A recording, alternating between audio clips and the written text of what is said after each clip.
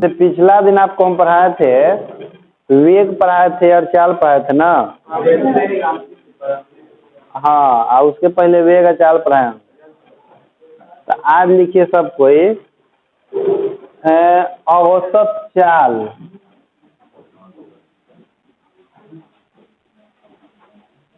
औसत चाल,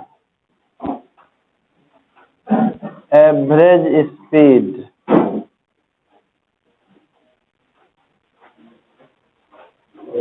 average speed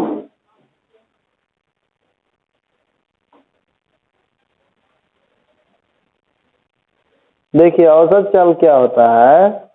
जैसे मान लीजिए कि आप घर से चल रहे हैं कोचिंग में आने के लिए, साइकिल से आ रहे हैं, तो साइकिल के स्पीड सब जगह आपका एक समान रहा है कि कहीं कम बेसी हुआ है?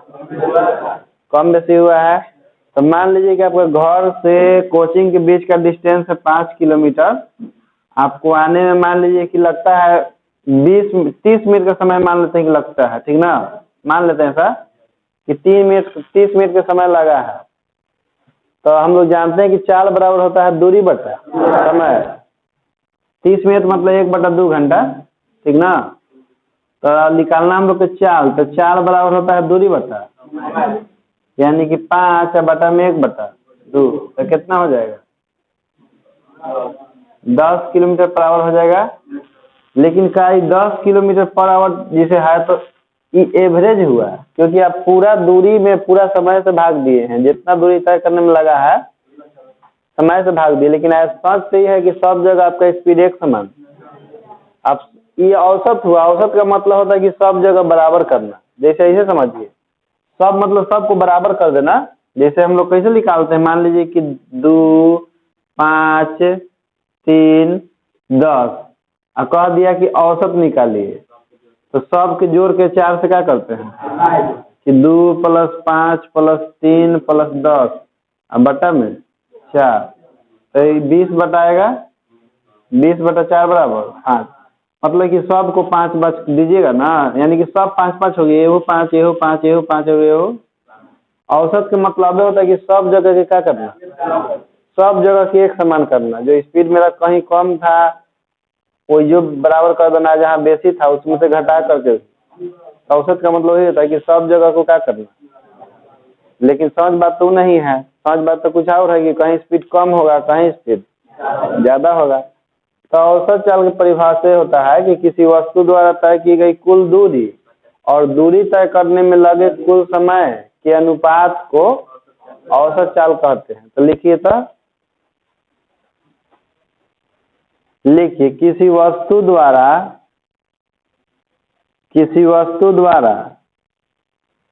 तय की गई कुल दूरी, किसी वस्तु द्वारा तय की गई कुल दूरी एवं दूरी तय करने में लगे कुल समय के अनुपात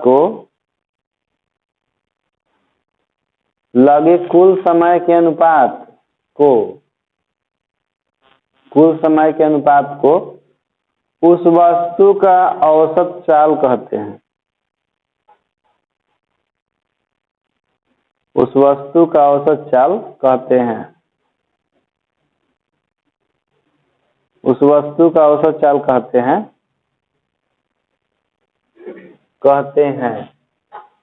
फॉर्मूला लिखिएगा नीचे। औसत चाल बराबर तय की गई कुल दूरी अब बटा दूरी तय करने में लगा कुल समय।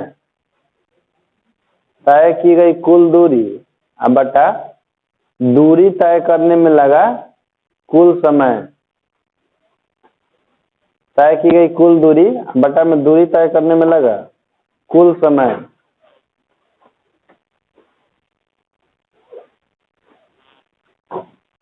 हो गया ना।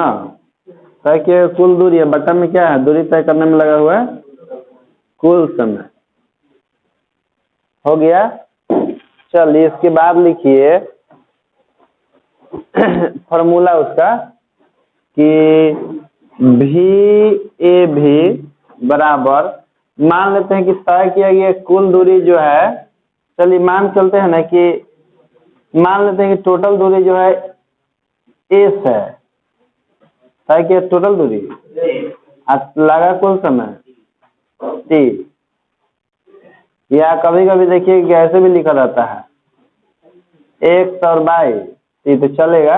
या सबसे अच्छा रुकिए डिस्टेंस के पद में लिख दीजिए, तय किए कुल दूरी डी मान लेते हैं, तय किया कुल समय टी मान लेते हैं। लिख लीजिए वी ए भी बराबर डी बाई टी।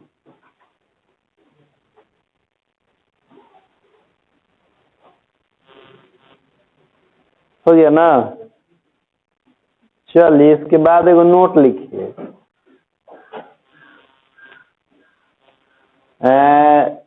नोट है, देखिए पहले समझ लीजिए नोट लिखे से पहले। जैसे मान लीजिए ना कि टोटल दूरी है एक्स, टोटल दूरी मान लेते हैं कि एक्स है, और कोई वस्तु जो है इसको v1 वेग से तय करता है, मान लेते हैं कि v1 चाल से एक आधा दूरी तय करता है, यानी कि x/2 दूरी जो है ना v1 चाल से तय करता है, और शेष जो बच गया x/2 उसको तय करता है v2 चाल से।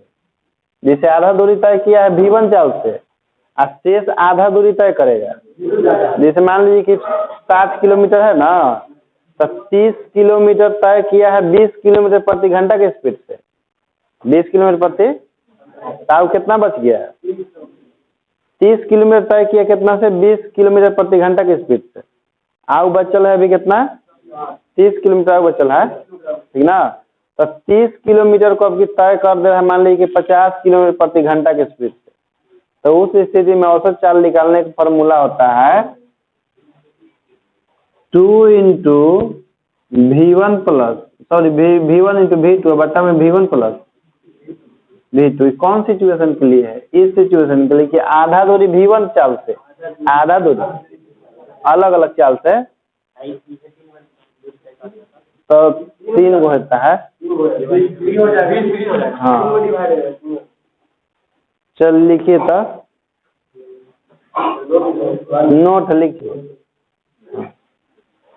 यदि कोई वस्तु यदि कोई वस्तु v1 चाल से, यदि कोई वस्तु v1 चाल से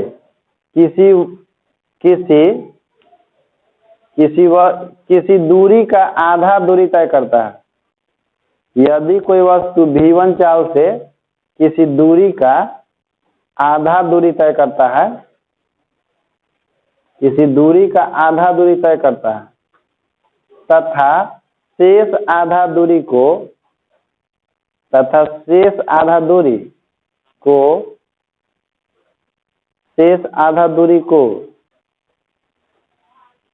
v2 चाल से तय करता है, v2 चाल से तय करता है,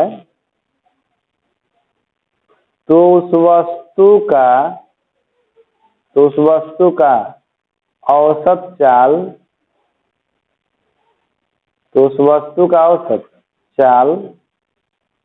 औसत चाल बराबर 2 इंटू v1 इंटू v2 बटा में v1 प्लस v2 होता है। उस वस्तु का औसत चाल 2 इंटू v1 इंटू v2 बटा में v1 प्लस v2 होता है। अब देखिए इसको निकाल के दिखाते हैं, ठीक ना, कि कैसे इतना होता है। देखिए सबसे पहले इला डायग्राम बना लीजिएगा। जैसे पूरा दूरी एकड़ कितना है? x है, ठीक ना। तो देखिए लिखते हैं x/2 दूरी के लिए, x/2 दूरी के लिए चाल जो होगा v1 है, और जन्म करते फॉर्मूला क्या होगा? तय की दूरी या बट्टा में, जैसे कि केवल चाल बोल रहे हैं, औसत चाल नहीं बोल रहे हैं, तो चाल बराबर होता है दूरी बट्टा समय। तो मान लेते हैं कि समयवा इसके लिए लगा इसको t1, अगला समयवा मान लेते हैं क्या लगा, क्योंकि अलग अलग, तो इसके लिए चाल हो जाएगा आपका x/2 बटा में t1। अब फिर शेष x/2 दूरी बचल है, शेष x/2 दूरी के लिए, हाँ के लिए चाल v2 बराबर x/2 बटा में होगा ना। इसको आप लिख देते हैं तो नहीं से x/2 t1 आई हो जाएगा x/2 t2 होगा ना। अब देखिए औसत चाल निकालना है, तो औसत चाल का फॉर्मूला होता है तय किया ये कुल दूरी है बटा में दूरी तय करने में लगा हुआ है कुल समय। तो औसत चाल बराबर तय किया गया कुल दूरी अब बटा में दूरी तय करने में लगा हुआ कुल समय। तो कुल दूरी तो यहाँ से A से लेके B तक है ना, तो कुल दूरी कितना है, नहीं कुल दूरी x है, कुल दूरी x है और समय लगा है इसके लिए कितना t1 plus t2, t1 plus t2। रुकिए यहाँ पर एक बार काम करे पड़ेगा हमको। t1 प्लस t2 तो हमको मेरे पास आया, देखिए यहाँ से समझिए था जैसे v1 बराबर कौन सी है, तो चेंज करना पड़ेगा 2t1 है, तो यहाँ से यदि t1 का वैल्यू निकालेंगे तो क्या हो जाएगा x/2 v1 नहीं जी। यहाँ से इसी तरह से t2 बराबर निकालेंगे तो x/2 होगा कि नहीं। तो औसत चाल बराबर कुल दूरी है बटा में कुल समय, तो कुल दूरी है तो हम लोग के मालूम हो गया है एक समय है t1 प्लस दोनों समय जोड़ देंगे तो आ जाएगा। अब देखिए v हम लिखते हैं यहाँ पर, x को तो कुछ नहीं करेंगे लेकिन इसका मान रखिए x बटा 2v x/2v। अब दोनों को ले लेंगे एलसीएम, इसका एलसीएम ले लेंगे तो हो जाएगा आपका, देखिए ई वाला हो जाएगा आपका, अगर ये अब एलसीएम नहीं लेते हैं पर दोनों से एक कॉमन ले लेते हैं, ये हो जाएगा 1 बटा 2v1 प्लस 1 बटा भी यहाँ पर कट रहा है एक से कैंसिल, ऊपर बचेगा 1 नीचे बचेगा एलसीएम ले लेंगे नीचे तो भी कॉमन हो जाएगा क्यों ना। यहाँ पर आपका होगा v2 प्लस v1 बटा में 2 आई प्लस के कहाँ गई है, हो जाएगा 2v1 इंटू v2 बटा में v1 प्लस, हाँ v2 प्लस v1 कर दीजिए, ऐसा है v1 प्लस v2 कर दीजिए, दोनों का मतलब तो सेम है। तो आ गया मेरा देखिए औसत चाल। VAB का मतलब होता है एवरेज स्पीड, हो जाएगा 2v1 इंटू v2 बटा में v1 प्लस, नोट कर लीजिए, इससे न्यूमेरिकल बनता है बड़ा आसानी से।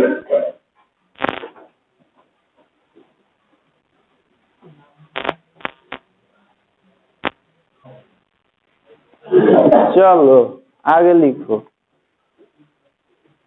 मैं लिखिए अगले टॉपिक आओ, औसत वेग, औसत वेग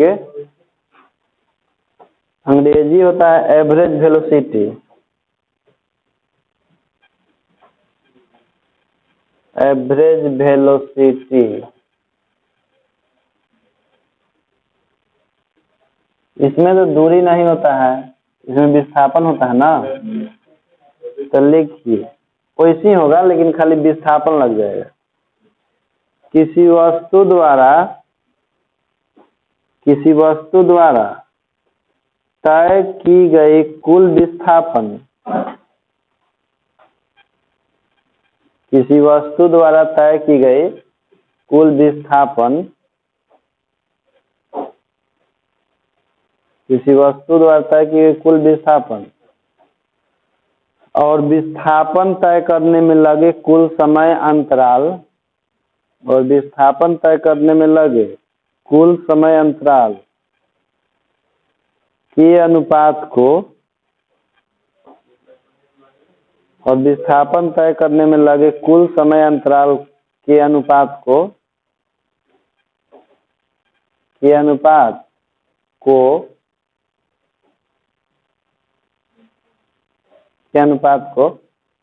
उस वस्तु का औसत वेग कहते हैं। उस वस्तु का औसत वेग कहते हैं। औसत वेग कहते हैं। औसत वेग को वेक्टर v से सूचित करते हैं। औसत वेग को वेक्टर v से सूचित करते हैं। v सूचित करते हैं।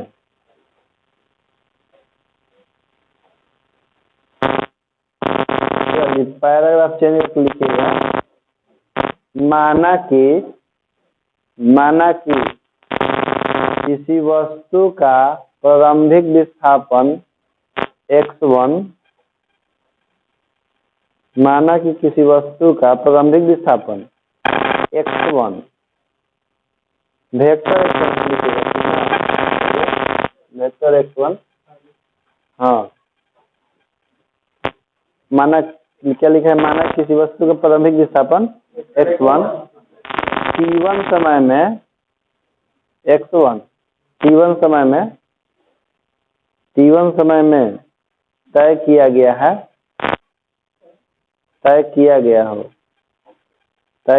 हो तथा x2 विस्थापन, वेक्टर x2 लिखिएगा, तथा x2 विस्थापन t2 समय में तय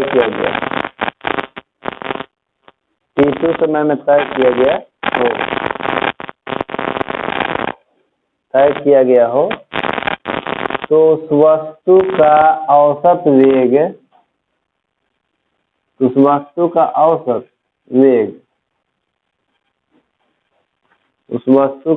वेग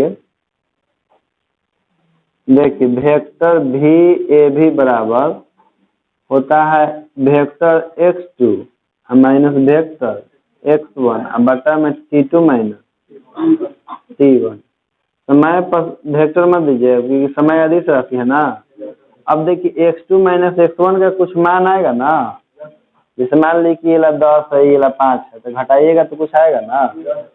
तो उसको हम लोग लिखते हैं डेल x लिखते हैं। आखिर जो आएगा उसके लिए भी कोई संकेत का प्रयोग करना चाहिए ना, क्योंकि आएगा तो विस्थापन है, तो उसको हम लोग डेल x लिखते हैं। डेल x का मतलब होता है x2 माइनस, इसके लिए लिखते हैं डेल t लिखते हैं समय के लिए, क्योंकि समय में से समय घटाएंगे तो कोई समय ही आएगा। लिख लीजिए यहाँ ये हो गया औसत वेग का फॉर्मूला।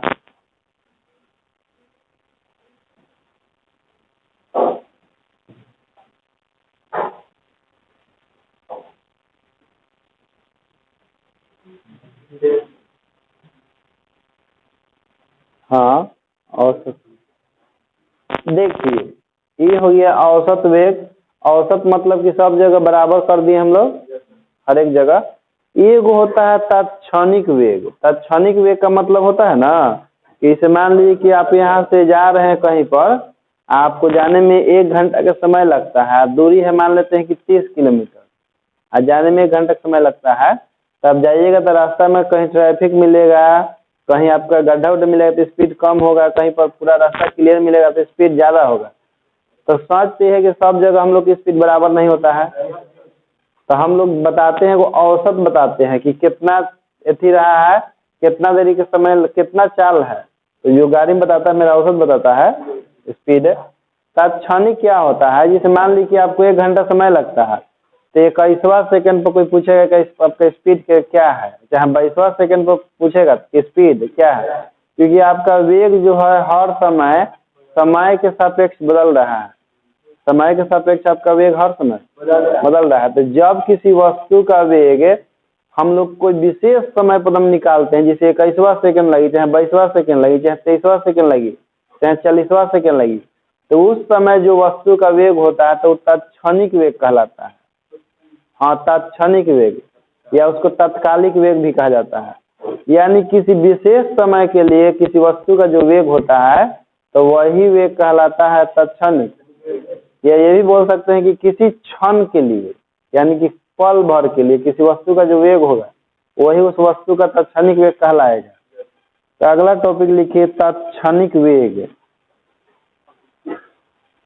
तात्क्षणिक वेग,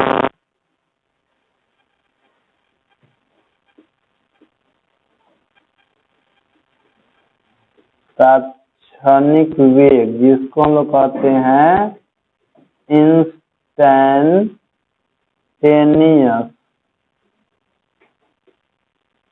वेलोसिटी।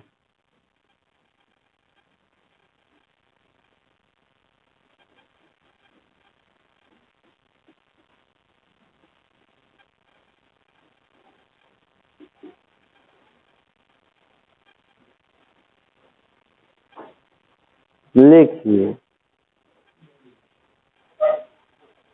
जब कोई वस्तु गतिशील हो, जब कोई वस्तु गतिशील हो, जब कोई वस्तु गतिशील हो, गतिशील हो तो किसी विशेष क्षण के लिए, तो किसी विशेष क्षण के लिए, तो किसी विशेष क्षण के लिए वस्तु का जो वेग होता है, वस्तु का जो वेग होता है, वस्तु का जो वेग होता है उसे उस वस्तु का तात्क्षणिक वेग कहते हैं। उसे उस वस्तु का तात्क्षणिक वेग कहते हैं।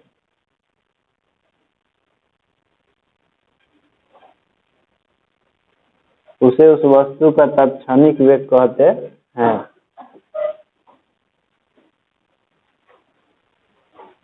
कहते हैं। देखिए, तात्क्षणिक वेग होता क्या है, जो औसत वेग होता है ना, तो औसत वेग में हम लोग लिमिट लगा देते हैं, तो उसी को हम लोग कहते हैं तात्क्षणिक वेग। जैसे देख लीजिए, औसत वेग होता है वेक्टर v a v बराबर डेल एक्स बटा में डेल t। इसलिए तात्क्षणिक वेग,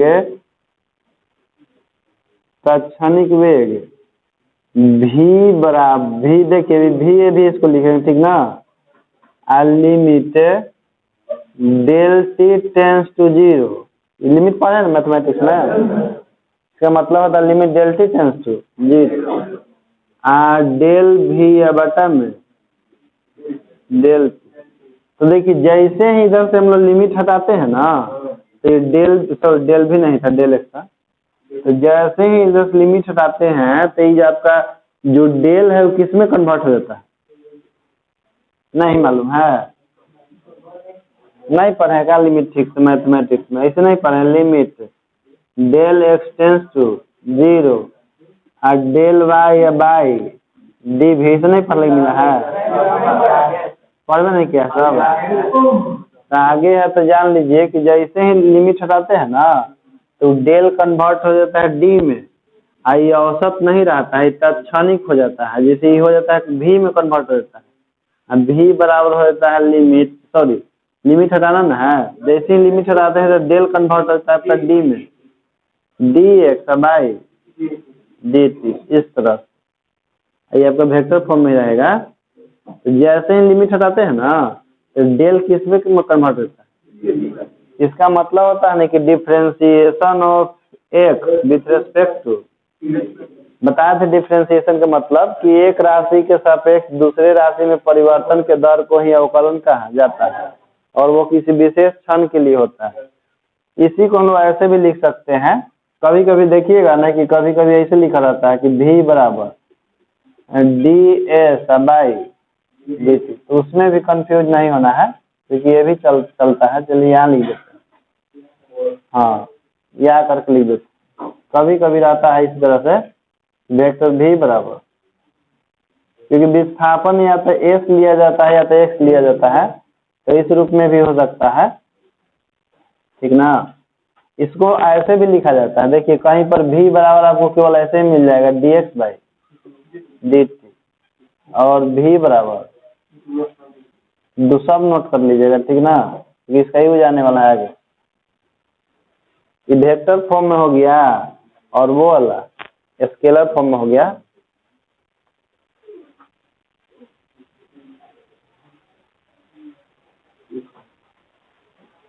ये सब आगे चल के न्यूमेरिकल है। डिफरेंशिएशन करने के लिए सब कोई आता है कि नहीं? कैलकुलस पढ़ रहा है ना सब कोई? तब तो जानबे कर रहे होंगे।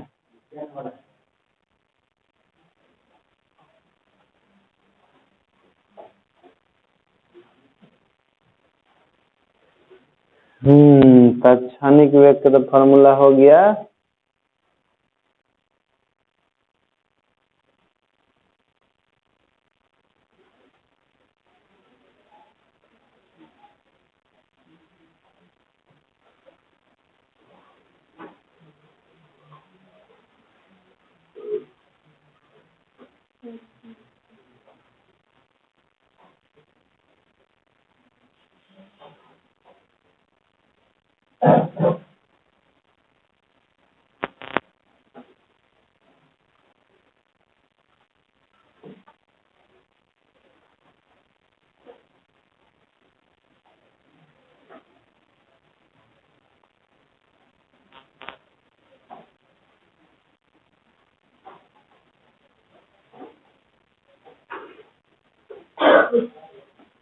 चलिए अब तो नोट कर लिए होंगे। तो अब लिखिए आप लोग त्वरण, एक्सेलरेशन, त्वरण जिसको कहते हैं हम लोग एक्सेलरेशन।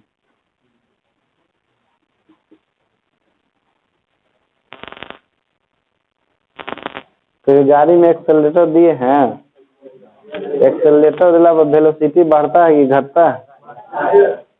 अब एक्सेलरेटर कम करना पर वेलोसिटी घटता है, यानी कि एक्सेलरेशन प्रोड्यूस कर जब उसी समय होता है जब वस्तु का वेलोसिटी बढ़ता है या घटता है। तो वस्तु का वेलोसिटी समय के साथ बढ़ता है कि एक के बार एक्सेलरेटर देते हैं अचानक से कुछ समय लगता है। इसीलिए त्वरण की परिभाषा होता है कि समय के साथ वेग में परिवर्तन के दर को त्वरण कहते हैं, ठीक ना। तो त्वरण की परिभाषा लिखिए, समय के साथ वस्तु के वेग में परिवर्तन के दर को, समय के साथ वस्तु के वेग में परिवर्तन के दर को, समय के साथ वस्तु के वेग में परिवर्तन के दर को त्वरण कहते हैं, त्वरण कहते हैं। त्वरण को वेक्टर ए से सूचित करते हैं, छोटा लिखिएगा। त्वरण को वेक्टर ए से सूचित करते हैं। ए से सूचित करते हैं। यह एक सदिश राशि है, यह एक सदिश राशि है,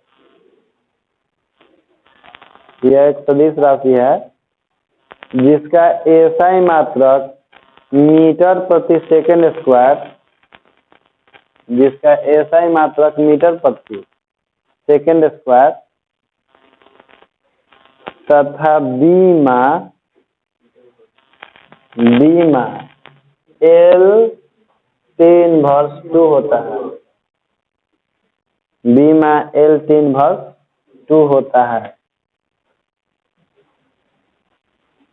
अब चलिए त्वरण का सूत्र लिख लीजिए। त्वरण का सूत्र होता है वेक्टर ए बराबर vector v minus vector u बटा में t होता है। इसी को ऐसे भी लिख सकते हैं, केवल a बराबर v माइनस u बटा में, यहाँ पर नीचे में t2 माइनस t1 होता है। हाँ,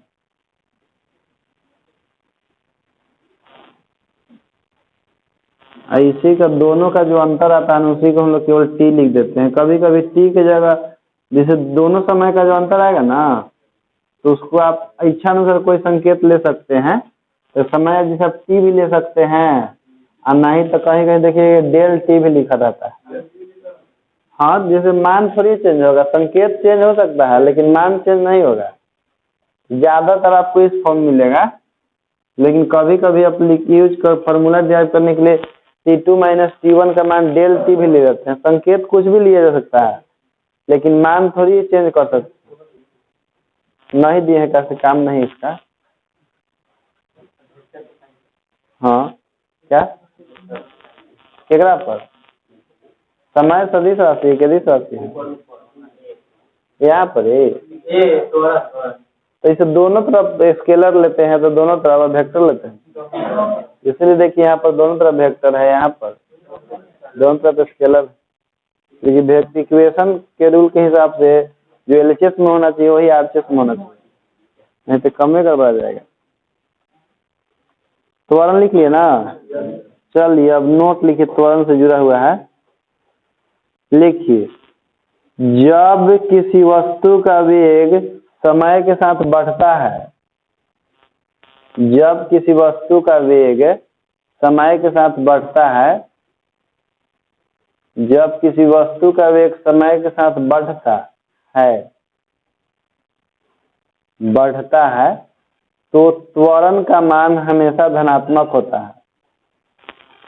तो त्वरण का मान हमेशा धनात्मक होता है।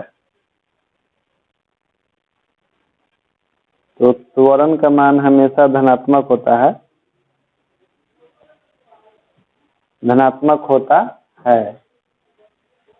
जैसे में क्वेश्चन लिखिएगा, लिखिए एक कार 20 मीटर प्रति सेकंड, एक कार 20 मीटर प्रति सेकंड के वेग से चल रहा है। एक कार 20 मीटर प्रति सेकंड के वेग से चल रहा है और 5 सेकंड बाद उसका वेग 50 मीटर प्रति सेकंड हो जाता है। 50 मीटर प्रति सेकंड हो जाता है। तो कार का त्वरण ज्ञात करें। तो कार का त्वरण ज्ञात करें। देखिए, जैसे कह रहा है ना कि कोई कार है जो कितना के वेग से चल रहा है। तो देखिए, जैसे कि जो दिया हुआ रहे कि चल रहा है या चलना प्रारंभ किया है, तो उसको हमेशा प्रारंभिक वेग माना जाता है। और जो समय के बाद वाला वेग होता है ना, वो अंतिम वेग होता है। प्रारंभिक वेग का मान कितना है क्वेश्चन में, और समय कितना लगा है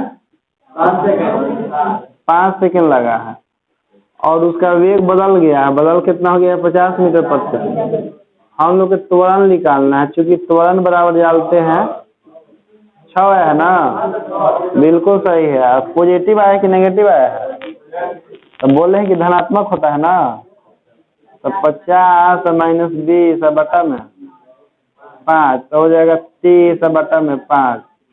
तो कट के कितना आएगा, तो A बराबर 6 मीटर प्रति सेकेंड स्क्वायर, और जो कि क्या है, धनात्मक। इसको नोट कर लीजिए। कार का त्वरण निकल गया, धनात्मक भी आया है, यानी कि जब भी किसी का वेग बढ़ेगा तो त्वरण हमेशा धनात्मक आता है। बढ़ के घटेगा तो नेगेटिव आता है, घट के बढ़ेगा तो पॉजिटिव आएगा। मीटर पर सेकेंड स्क्वायर होता है एक्सेलरेशन की।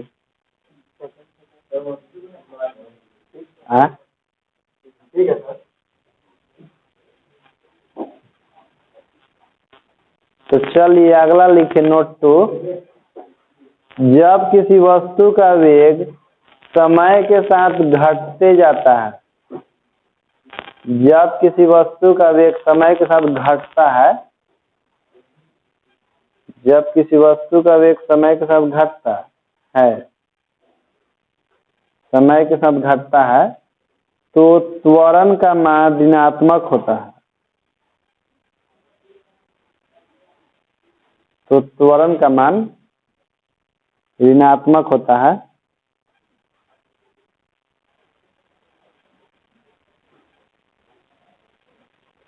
ऋणात्मक होता है और ऋणात्मक त्वरण को मंदन कहते हैं। ऋणात्मक त्वरण को मंदन कहते हैं। इसका अंग्रेजिया लिख लीजिएगा, बड़ा काम के। अंग्रेजिया एक होता है रिटर्डेशन, यह एक और नाम से इसको जाना जाता है, डी एक्सेलरेशन।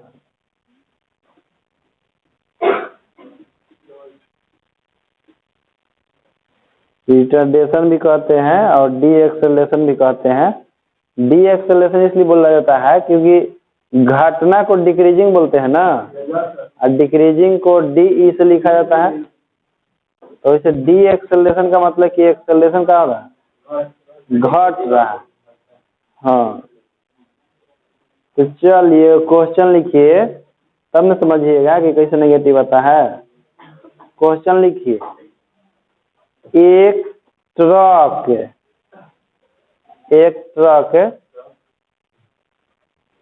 40 मीटर प्रति सेकंड के वेग से चल रहा है।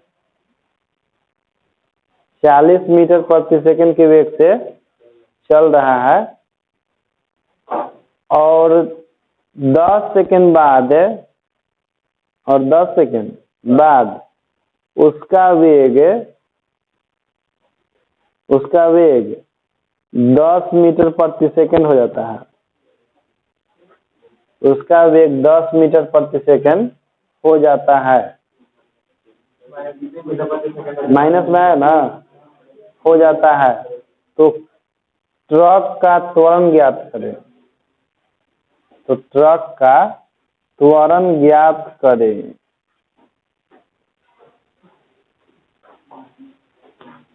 ट्रक का त्वरण ज्ञात करें। चलिए उसको बनाइए। आंसर तो आप लोग बता ही दिए हैं। देखिए, जिस वेग से चलते रहता है तो प्रारंभिक वेग होता है, जो कि 40 मीटर प्रति सेकंड है। और समय लगा है 10 सेकंड। और वेग कितना हो गया, 10 मीटर प्रति सेकंड हो गया। हम लोग त्वरण के फॉर्मूला क्या जानते हैं? हाँ, ए बराबर भी माइनस यू बटा टी। तो ए बराबर भी का मान तो है 10 और मान है 40 बटा में 10, यानी कि माइनस 30 बटा 10। तो ए बराबर -3 मीटर प्रति सेकंड, जो कि ऋणात्मक है ना। तो चलिए इसके बाद देखो नोट लिखिए। नोट है कि यदि किसी वस्तु का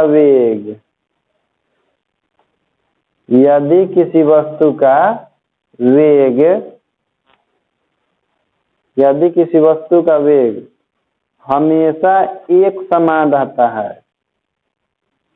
यदि किसी वस्तु का वेग हमेशा एक समान रहता है, अर्थात नियत रहता है, नियत रहता है, तो त्वरण का मान हमेशा शून्य होता है। तो त्वरण का मान हमेशा शून्य होता है। तो त्वरण का मान हमेशा शून्य होता है। इस पर भी क्वेश्चन लिखा जाए। क्वेश्चन लिखिए, कोई कार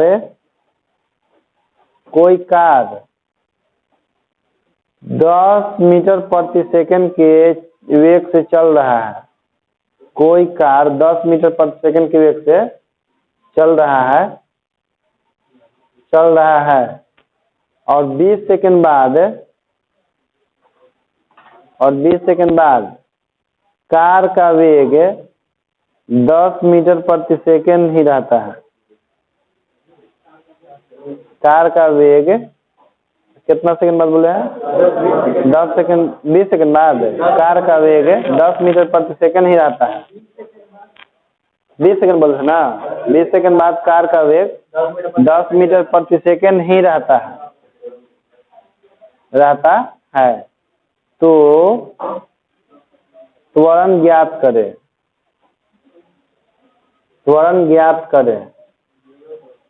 0 है ना, यानी कि जब समय के साथ किसी का वेग नहीं बदलेगा तब त्वरण हमेशा, क्योंकि त्वरण कब उत्पन्न होता है? जब उसका वेग समय के साथ बदलता है तब। जब तक वेग में परिवर्तन नहीं होगा तब तक त्वरण उत्पन्न होबे नहीं करता।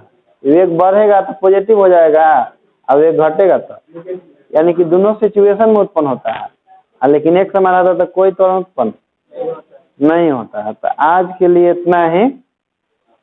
हाँ।